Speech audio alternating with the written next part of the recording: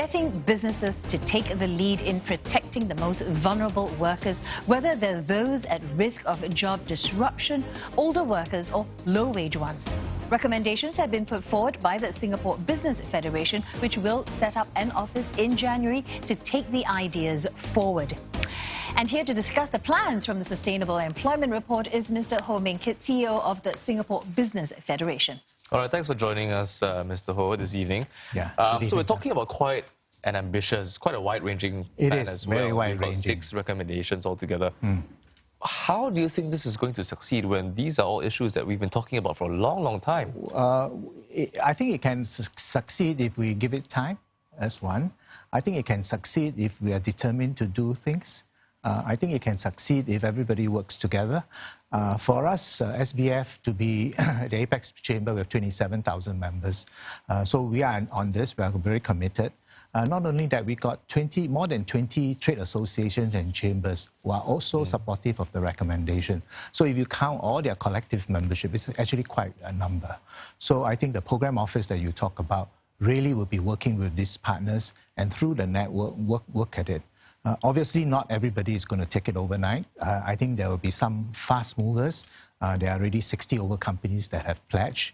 They can be influencers. They can show the way ahead.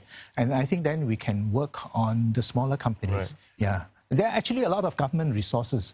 The recommendations that we have are all actually fairly common sense. There's no big discovery ideas. It's really about changing mindset and making that smaller companies aware of the existing measures. So the effort of outreach, which we do for many other government programs, I think can be applied here as well. So I think the expectations is high. I don't think we can promise quick result, but I think with determination, working together with partnership, I think determined leadership, I think shown by SBF, and I think the government leaders, I think today, also shown that they endorsed it and they will fully support it. So I think it's good. Yeah. So just a quick follow-up question. What's interesting is that you guys have actually put the ball back in the employer's court and saying we want you to take the lead. Yes. How is that going to, why is that integral to this sea change, you think? I think it's integral because if you look at businesses, they hold, I think, 2 important levers. They operate in society and society has risks. I mean, look at what is happening in Hong Kong, what is happening in Chile. No one wants to visit them. No one wants to invest because the society has fractured.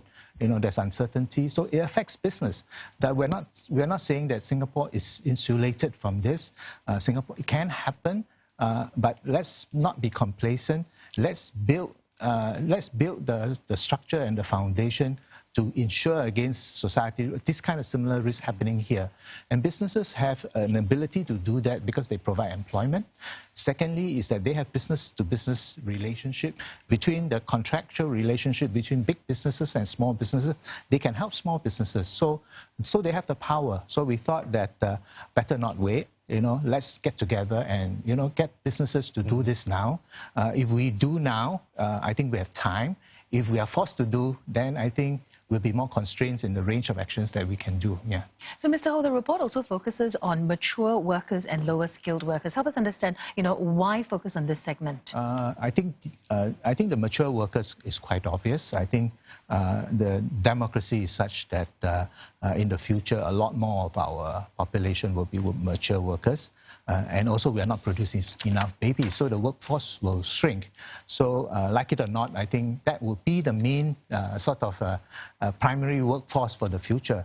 We are also detecting from our focus groups that you talk about vulnerable workers. Mature workers feel vulnerable because they turn out at job interviews and for some reason they think that they've not been selected.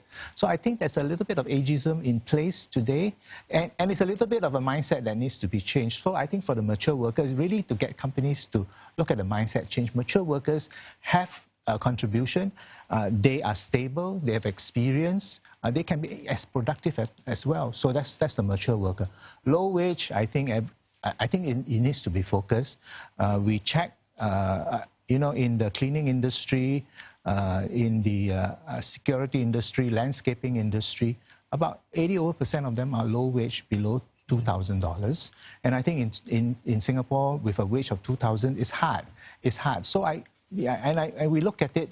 The reason and we also spoke to some of them, is not just about making a living. It's also about being treated with dignity in the workplace. You're getting a uniform, having a place to rest, having a place to eat nicely. And some of these are actually contract workers, so the companies that actually buy their services don't treat them as their own. So they're just left in the peripheral, you see. So I think for the low-wage worker, this is what I think we want companies to do. Yeah, just to recognize that they are your workforce and you have to treat them right. Right. And a substantial part of the recommendations also address things like training and upskilling as well. Right. What are you going to say to the small SME, right? And this is something that we've heard a lot of times.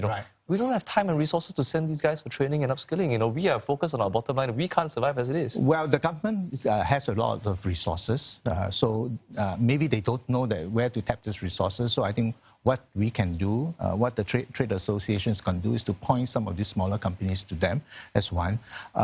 Smaller companies also don't have dedicated HR departments to be able to be forward-looking and predictive about, the HR policy. So they can work together. So we, in one of the recommendations, is we want to work with the HR community in Singapore so that smaller companies can access maybe aggregated HR services provided by the trade association.